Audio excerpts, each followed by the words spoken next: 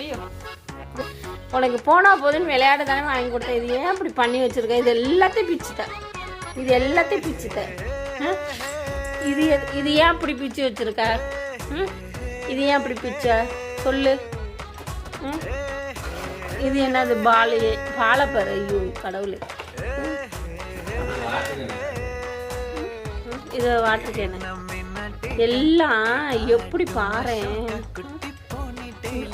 எவ்வளோ சேட்டை பிச்சுட்டான். இதெல்லாம் விளையாட வாங்கி கொடுத்தது எல்லாத்தையும் எங்கே தூக்கிட்டு போற நீ?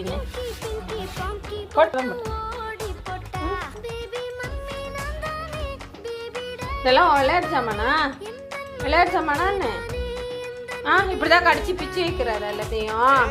இது என்ன பால் பாரு, பால்ல பாதியை காணோம்.